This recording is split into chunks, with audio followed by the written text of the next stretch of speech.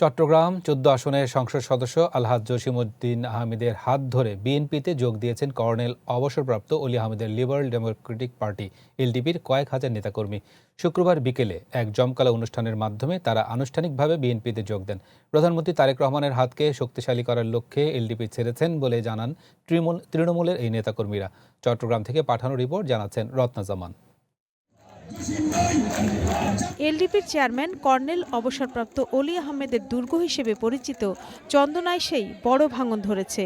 শুক্রবার বিকেলে চট্টগ্রাম কক্সবাজার মহাসড়কের মক্কা পেট্রোল পাম্প এলাকায় অনুষ্ঠিত হয় এক বিশাল যোগদান সভা, যেখানে চন্দনাইশ উপজেলা, দোহাজারী ও চন্দনাইশ পৌরসভা শাখার এলডিপির কয়েক হাজার নেতাকর্মী স্থানীয় সংসদ সদস্য আলহাজ জসিমউদ্দিন আহমেদের হাতে ফুলের তোড়া দিয়ে বিএনপিতে যোগ দেন। আজকে বিলুপ্ত হয়েছে। আজকে যিনি বলেছিল চলে গেলে বিএনপি জিরো হয়ে যায় নাকি না, আল্লাহর নির্মম কি পরিহাস, আজকে উনি জিরো হয়ে গেছে। উনি কি হয়ে গেছে? জিরো হয়ে গেছে। প্রধানমন্ত্রী তারেক রহমানের হাতকে শক্তিশালী করতেই এই দলবদল বলে জানান তৃণমূলের এই নেতারা। আমাদের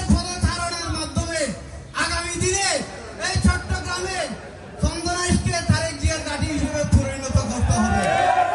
নবাগতদের ফুলের মালা দিয়ে বরণ করে নেন স্থানীয় সংসদ সদস্য। যারা আজকে এলডিপি থেকে বাংলাদেশ জাতীয়তাবাদী দলে যারা যোগদান করছেন, তারা এক সময় বিএনপি রাজনীতিতে ছিল। বরের ছেলে বরে ফেরত এসেছে। অনুষ্ঠানে সভাপতিত্ব করেন আলহাজ সিরাজুল ইসলাম সওদাগর, দলে যোগদানকারী সাবেক হাশিমপুর ইউনিয়ন পরিষদ চেয়ারম্যান অধ্যাপক মোহাম্মদ আলী, চন্দনাইশ পৌরসভা সাধারণ সম্পাদক আক্তার আলম মহিউদ্দিন, আব্দুল মেম্বার, সাবেক চেয়ারম্যান আবু ইউসুফ, মাসুদুর রহমান সহ অনেকে।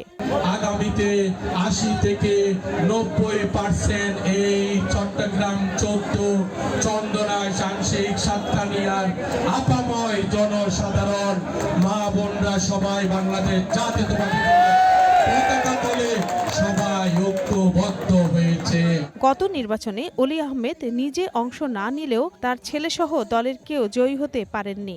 নির্বাচন পরবর্তী সময়ে এই গণযোগদান চন্দনাইশে এলডিপির রাজনীতিকে চরম সংকটে ফেলল বলে মনে করছেন স্থানীয়রা। তারা এসে ইনশাআল্লাহ আমাদের এই গণতন্ত্রকে আরো সুসংগঠিত করবে। রত্না জামান, গ্রিন নিউজ ডেস্ক।